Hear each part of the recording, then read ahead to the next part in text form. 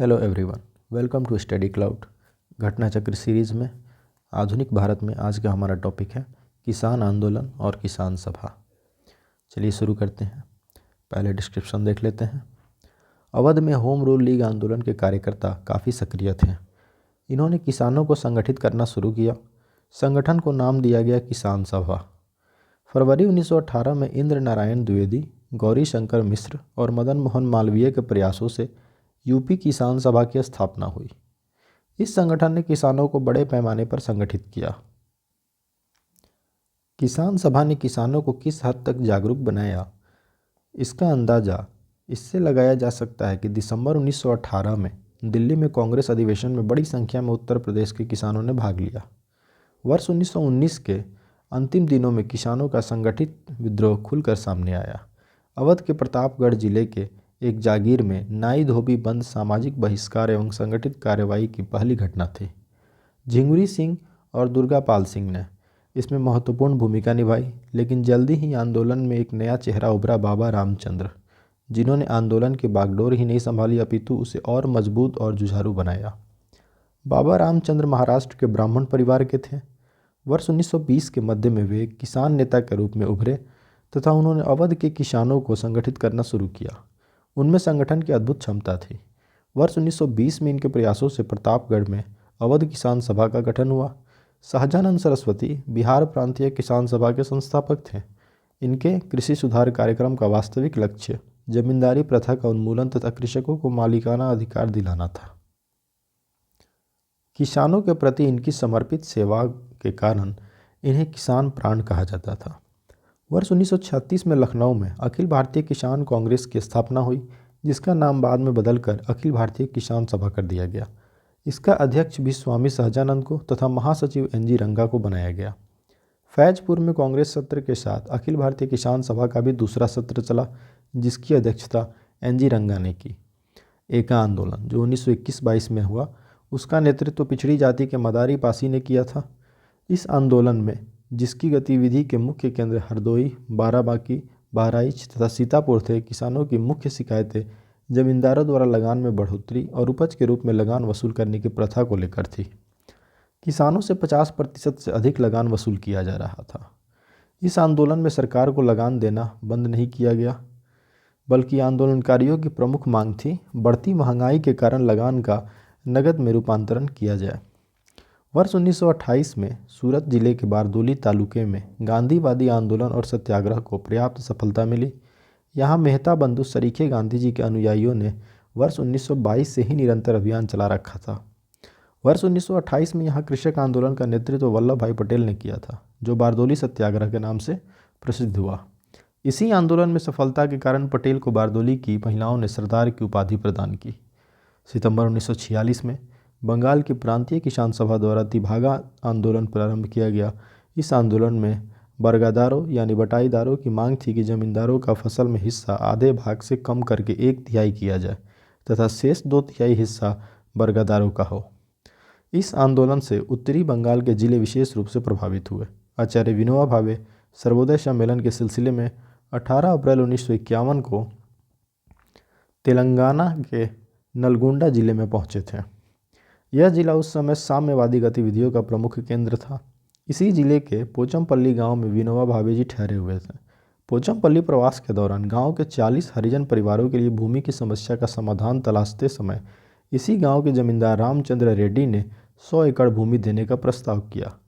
यह स्वतः स्फूर्ति प्रस्ताव ही भूदान आंदोलन की उत्पत्ति का स्रोत बना। अक्टूबर 1951 से 1957 तक विनोबा भावे जी ने पूरे भारत में 50 मिलियन एकड़ भूमि भूमिहीनों के लिए प्राप्त करने के उद्देश्य से भूदान आंदोलन का नेतृत्व किया, जबकि लगभग 50 लाख एकड़ भूमि प्राप्त हुई थी। प्रश्न है, भारतवर्ष का सर्वप्रथम किसान आंदोलन था बिजौलिया।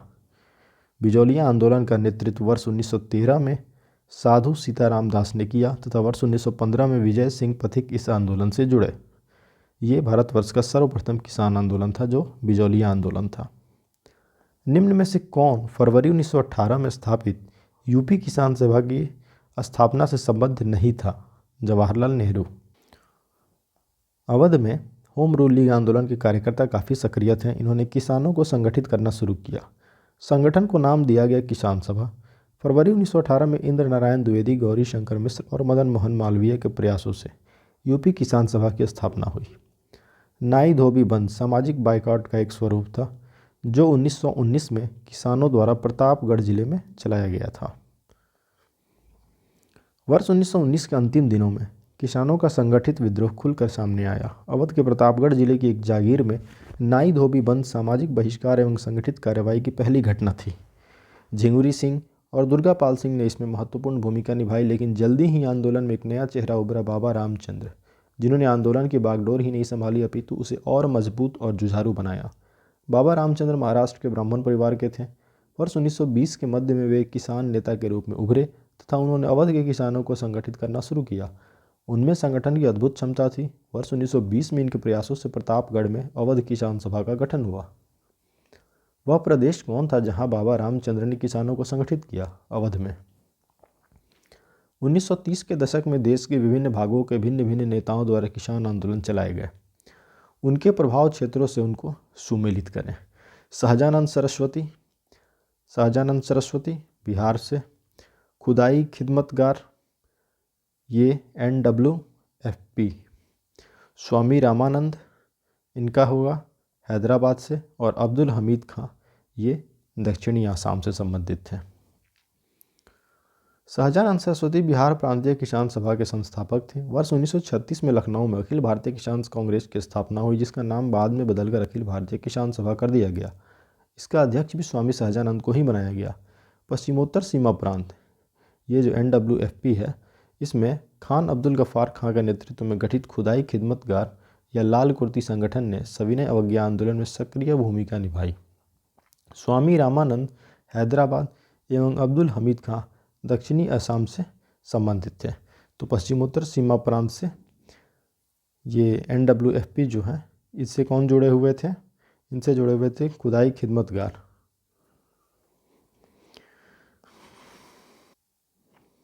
ये संगठन अब्दुल गफ्फार खां के नेतृत्व में गठित हुई थी। नेक्स्ट क्वेश्चन है, इनमें से कौन 1930 के दशक में किसान सभा आंदोलन से सक्रिय रूप से जुड़े थे? स्वामी सहजानंद। 1930 के दशक में किसान सभा आंदोलन से स्वामी सहजानंद सरस्वती सक्रिय रूप से जुड़े थे। बिहार किसान सभा का गठन इन्होंने ही किया तथा अप्रैल 1936 में लखनऊ में संपन्न प्रथम अखिल भारतीय किसान सम्मेलन का अध्यक्ष इन्हीं को चुना गया। अवध में उस एका आंदोलन का उद्देश्य क्या था? अवध के एका आंदोलन का उद्देश्य था लगान का नगद में परिवर्तन। एका आंदोलन का नेतृत्व पिछड़ी जाति के मदारी पासी ने किया।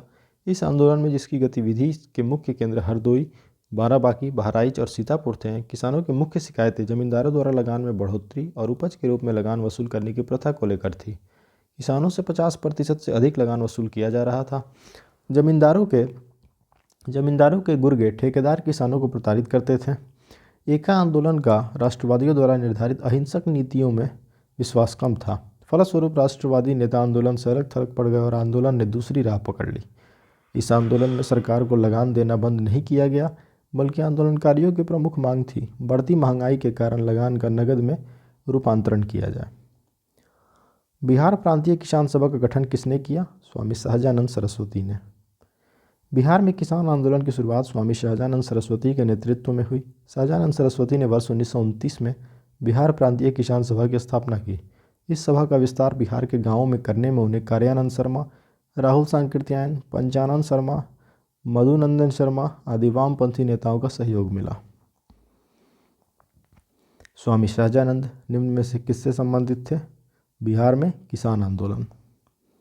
अखिल भारतीय किसान सभा के प्रथम सत्र की अध्यक्षता किसने की? स्वामी सहजानंद ने। अप्रैल 1936 में लखनऊ में अखिल भारतीय किसान सभा की स्थापना हुई, जिसका नाम बदलकर अखिल भारतीय किसान सभा कर दिया गया। पहले अखिल भारतीय किसान कांग्रेस सभा थी, बाद में यह अखिल भारतीय किसान सभा के नाम से परिवर्तित हुई। बिहार प्रांतीय किसान सभा के संस्थापक स्वामी सहजानंद सरस्वती इसके अध्यक्ष और आंध्र में किसान आंदोलन के अगुवा तथा कृषि क्षेत्र की समस्याओं के विद्वान NG रंगा इसके महासचिव चुने गए। फैजपुर में कांग्रेस सत्र के साथ अखिल भारतीय किसान कांग्रेस का भी दूसरा सत्र चला, जिसकी अध्यक्षता NG रंगा ने की। 1936 में लखनऊ में अखिल भारतीय किसान सभा का प्रथम अध्यक्ष किसे चुना गया? स्वामी सहजानंद सरस्वती को। लखनऊ में स्थापित अखिल भारतीय किसान कांग्रेस के महासचिव के रूप में किसे चुना गया था? एनजी रंगा को। अखिल भारतीय किसान कांग्रेस का गठन कब किया गया? 1936, 1939, 1942 या 1945? अखिल भारतीय किसान सभा का गठन 1936 में किया गया। वह कौन जगह थी जहां अखिल भारतीय किसान सभा का पहला अधिवेशन हुआ था? लखनऊ। अखिल भारतीय किसान सभा के संस्थापक अध्यक्ष कौन थे? स्वामी सहजानंद सरस्वती। स्वामी सहजानंद का संबंध किससे था? बिहार के किसान आंदोलन के साथ। स्वामी सहजानंद सरस्वती ने भूमि और जलमार्ग के राष्ट्रीयकरण की मांग के साथ अखिल भारतीय संयुक्त किसान सभा का गठन किया। कब किया? उनकी मृत्यु से ठीक पहले। अखिल भारतीय किसान सभा का गठन स्वामी सहजानंद सरस्वती द्वारा वर्ष 1936 में किया गया था। स्वामी सहजानंद की मृत्यु वर्ष 1950 में हुई। स्वामी सहजानंद सरस्वती ने अखिल भारतीय संयुक्त किसान सभा का गठन अपनी मृत्यु से ठीक पहले किया था। इस सभा का उद्देश्य भूमि, जलमार्ग और ऊर्जा के सभी स्रोतों का राष्ट्रीयकरण था। निम्नलिखित में से किस एक कांग्रेसी नेता ने प्रथम अखिल भारतीय किसान सभा में भाग लिया? जवाहरलाल नेहरू ने।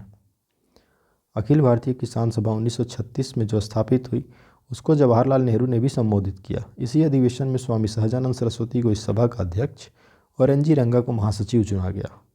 इनमें से कौन बिहार में किसान आंदोलन के साथ जुड़े हुए थे? राजेंद्र प्रसाद।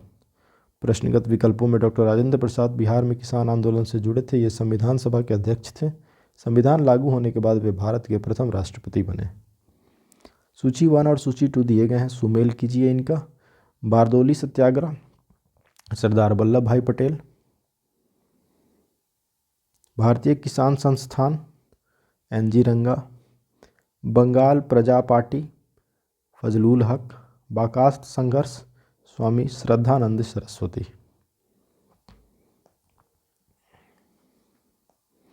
वर्ष 1928 में सूरत जिले के बारदोली तालुके में गांधीवादी आंदोलन और सत्याग्रह को पर्याप्त सफलता मिली। यहाँ मेहता बंधु सरीखे गांधी जी के अनुयायियों ने वर्ष 1922 से ही निरंतर अभियान चला रखा था। वर्ष 1928 में यहाँ कृषक आंदोलन का नेतृत्व वल्लभ भाई पटेल ने किया, जो बारदोली सत्याग्रह के नाम से प्रसिद्ध हुआ। इसी आंदोलन में सफलता के कारण पटेल को बारदोली की महिलाओं ने सरदार की उपाधि प्रदान की। भारतीय किसान संस्थान की स्थापना एनजी रंगा ने की। वर्ष 1929 में फजलुल हक ने प्रजा पार्टी, जो बाद में बंगाल प्रजा पार्टी बनी, उसकी स्थापना की। वर्ष 1937 में हुए चुनाव के बाद इन्होंने बंगाल में मुस्लिम लीग के साथ मिलकर सरकार बनाई। बिहार का बकास्त संघर्ष स्वामी श्रद्धानंद सरस्वती से संबंधित है। बारदोली सत्याग्रह 1928, इसका नेतृत्व किसने किया? सरदार वल्लभ भाई पटेल ने। निम्न में से किस आंदोलन में सरदार वल्लभ भाई पटेल ने मुख्य भूमिका निभाई? बारदोली सत्याग्रह। वल्लभ भाई पटेल को सरदार की उपाधि किसने दी? महात्मा गांधी ने। वल्लभ भाई पटेल के नेतृत्व में बारदोली का सफल किसान आंदोलन संपन्न हुआ। बारदोली सत्याग्रह के समय ही यहाँ की महिलाओं की ओर से गांधी जी ने वल्लभ भाई पटेल को सरदार की उपाधि प्रदान की। महात्मा गांधी ने वल्लभ भाई पटेल को सरदार की उपाधि उनके बड़ी संगठन क्षमता के कारण किस आंदोलन में दी? बारदोली सत्याग्रह आंदोलन के दौरान। बंगाल के तिभागा किसान आंदोलन की क्या मांग थी? जमींदारों की हिस्सेदारी को फसल के आधे भाग से कम करके 1/3 करना। सितंबर 1946 में बंगाल की प्रांतीय किसान सभा द्वारा तिभागा आंदोलन प्रारंभ किया गया। इस आंदोलन में बर्गादारों यानी बटाईदारों की मांग थी कि जमींदार का फसल में आधे हिस्से इनका भाग आधा हिस्सा से कम करके 1/3 कर दिया जाए, 1/2 से घटाकर 1/3 कर दिया जाए और शेष 2/3 हिस्सा जो है वो बर्गादारों का हो। इन आंदोलन से उत्तर बंगाल के जिले विशेष रूप से प्रभावित हुए। भूदान आंदोलन का सर्वप्रथम प्रारंभ किस राज्य में हुआ? आंध्र प्रदेश में। आचार्य विनोबा भावे द्वारा भूदान आंदोलन का प्रारंभ 18 अप्रैल 1951 को तत्कालीन आंध्र प्रदेश के तेलंगाना क्षेत्र में पोचमपल्ली ग्राम से किया गया। भूदान आंदोलन भूमि सुधार करने, कृषि में संस्थागत परिवर्तन लाने की एक कोशिश थी।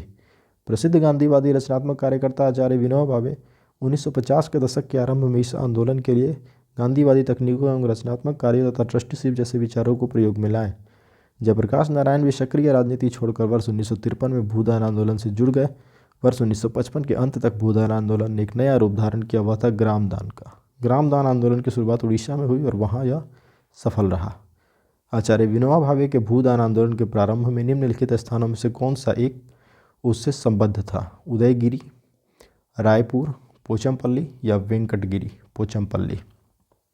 भूदान आंदोलन की शुरुआत हुई थी आंध्र प्रदेश राज्य में। भूदान आंदोलन किसने प्रारंभ किया? विनोबा भावे। आधुनिक भारत के महान नेता विनोबा भावे गांधी जी के निकट सहयोगियों में से एक थे। वर्ष 1940 में प्रारंभ व्यक्तिगत सत्याग्रह के दौरान चुने जाने वाले प्रथम सत्याग्रही थे आचार्य विनोबा भावे। स्वतंत्रता प्राप्ति के पश्चात इन्होंने भूदान आंदोलन चलाया, जिसका मुख्य उद्देश्य भूमिहीन किसानों में भूमि का वितरण करना था। ये टॉपिक यहीं पे समाप्त होता है। नेक्स्ट वीडियो में हम लोग देखेंगे ट्रेड यूनियन एवं साम्यवादी दल। वीडियो आपके लिए हेल्पफुल हो तो लाइक कर दीजिए, चैनल को सब्सक्राइब कर दीजिए। Thanks for watching, keep supporting study cloud.